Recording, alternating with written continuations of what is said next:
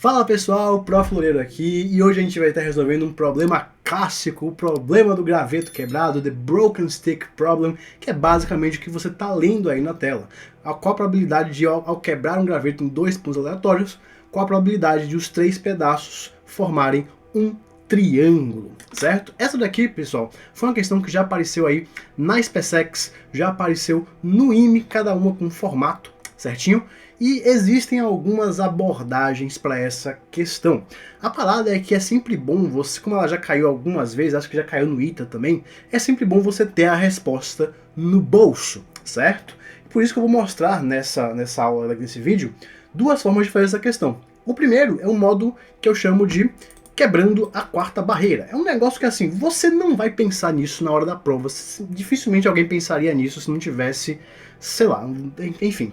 Mas é um jeito de você saber a resposta. E depois eu vou apresentar um segundo modo, que é um modo mais humano e que traz, inclusive, um tópico interessante aí na análise de probabilidades mais pesadinhas como essa daí, ok? Então, quebrando a quarta barreira, a gente vai fazer o seguinte, pessoal. A gente vai, literalmente, supor que o nosso graveto é a altura de um triângulo equilátero. E aí você fala, professor, eu sei que o senhor ensina aí no YouTube e tal, mas procura um médico, né? Como assim, velho? Por que você tá fazendo isso, professor? Veja só, existe um teorema, pessoal, que eu já esqueci o nome, inclusive. Se você sabe o nome do teorema, comenta aí, por favor.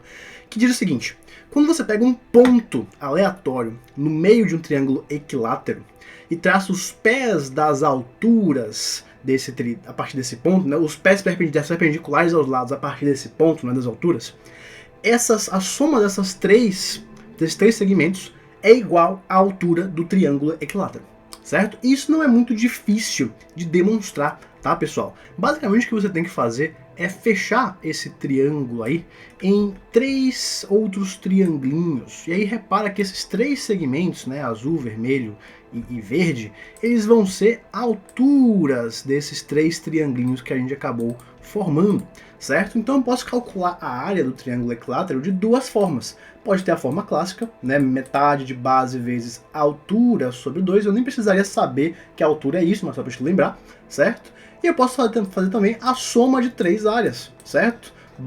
Metade de base vezes altura. A altura seria aqui, né, x, y e z, ok?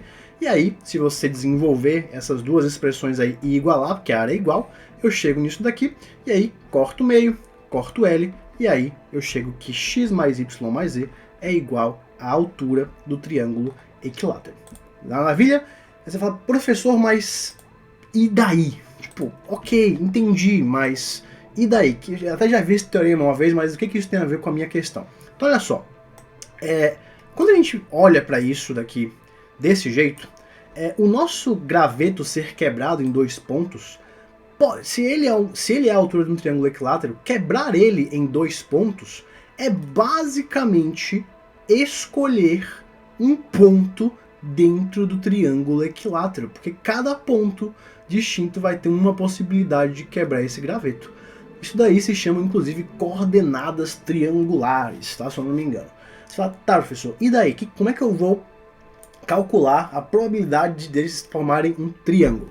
Pessoal, a gente pode provar isso facilmente por desigualdades triangulares, mas, por exemplo, esse comprimento da azul aqui, ele não pode ser muito grande, porque quando eu começo a botar ele muito grande, olha só, vai ficar impossível de fechar esses dois rapazezinhos aqui até a ponta aqui, né? Esse comprimento azul, ele não pode ultrapassar metade do tamanho do graveto, senão não vai dar para fechar o triângulo, certinho? Isso quer dizer que o meu ponto, ele precisa obrigatoriamente estar abaixo da metade dessa altura aí, certo? Metade desse triângulo aí ele precisa estar abaixo da metade do triângulo, metade da altura, para que esse ponto, para que esse segmento azul não fique grande demais. Ok? Ok. Então ele tem que estar abaixo desse segmento aqui. Legal, mas aí, pessoal, os outros dois segmentos também não podem ser muito grandes. O verde não pode ser muito grande pelo mesmo motivo. Então ele tem que estar o quê? Abaixo dessa reta. Então eu tenho que estar, além de ser abaixo dessa, abaixo dessa. e o vermelho também não pode ser muito grande, pelo mesmo motivo. Então eu tenho que estar abaixo, né, dessa outra reta. Então o meu ponto, para que o graveto, para que os três segmentos formem um triângulo, esse ponto tem que estar aqui nesse triângulo do meio gerado pela união dos pontos médios do triângulo equilátero. E pela simetria, as áreas desses quatro triângulos é igual. A probabilidade de se formar um triângulo é basicamente a probabilidade de eu escolher um ponto aleatório no triângulo equilátero e esse ponto estar dentro desse mini triângulo que mede 1/4 da área. Sendo assim, a probabilidade é de 1/4. Você fala, massa, professor, mas eu jamais pensaria nisso. Pois é, bichão, eu também não. Eu vi isso aqui na internet e falei, que massa, vou mostrar no meu canal. Mas eu nunca pensaria nisso do nada, a não ser que eu estivesse fazendo esse problema no momento em que eu estivesse fazendo essa questão, certo? Então, eu não quero que você olhe para isso e fale, beleza, aprendi a resposta, tchau. Não, entenda que isso daqui é talvez uma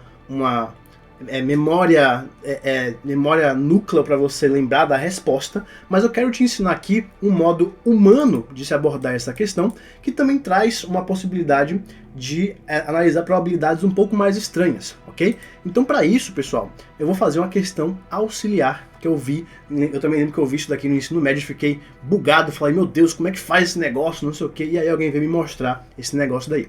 Escolhendo aleatoriamente dois números reais positivos, x e y, tais que satisfaçam a condição 3x mais 4y menor que 12, dois números reais positivos. Qual a probabilidade de que seja também válido que x mais y está entre 1 e 2? Aí você fala, meu Deus, professor, mas não é tudo infinito? Pois é, pessoal, a modo anterior te dá até uma dica do que vai rolar aqui. A gente vai tentar transformar esse negócio daí na escolha de um ponto para trabalhar com área, certo? Então, a gente vai precisar entender sobre regiões acima e abaixo de uma função. Então, quando eu tenho aqui uma função fx, certo? Quando eu faço y igual a fx, isso aqui dá uma linha, né? Dá uma curva, que é o gráfico da função. Se eu vou para cima da curva, o y aumenta sem aumentar o f do x, porque o x está igual. Então aqui, essa região acima da curva é a região onde y é maior do que o f de x. E abaixo da curva é onde o y é menor do que o f de x. Então isso daqui é um jeito de você analisar diversos tipos de regiões em planos cartesianos, certinho? Por isso, regiões que são definidas por função. E uma função que a gente vai precisar aprender a mexer aqui é uma função, equações desse tipo daqui, que podem ser transformadas em uma função para você analisar desse jeito. Mas eu ainda quero um outro formato, uma outra análise para esse tipo de função, de equação, certo? Então esse tipo de equação, essa curva no caso, né, que seria uma equação de uma reta, ela tem um comportamento muito interessante. Quando o x é igual a p, o y é zero.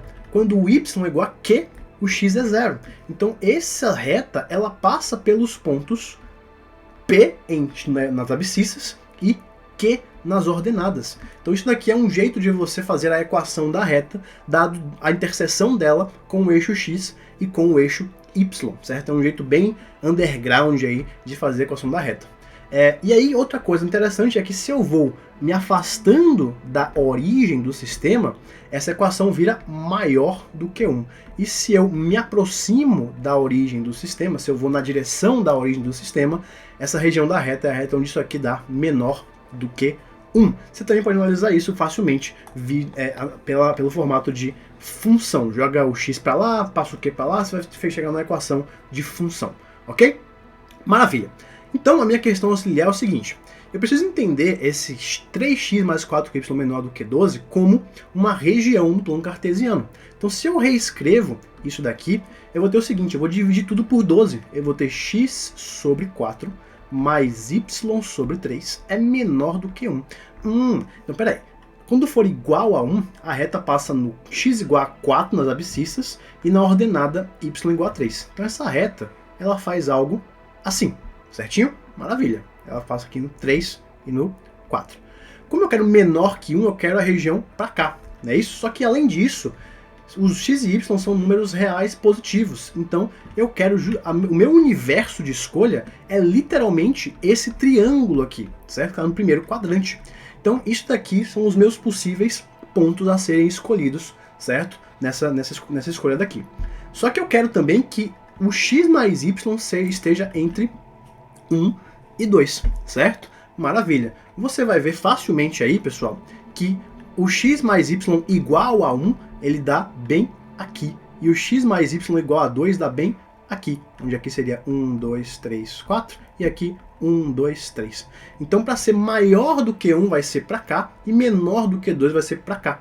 Então, o que eu quero escolher é um ponto nesta região daqui. E aí, maravilhosamente, a minha área, né, vai dar a minha probabilidade vai dar uma razão entre as áreas. A área 1, né, seria isso daqui, tudo bem? Vai ser eu fazer a área do triângulo maior aqui, menos a área do triângulo menor, que deu 3 meios.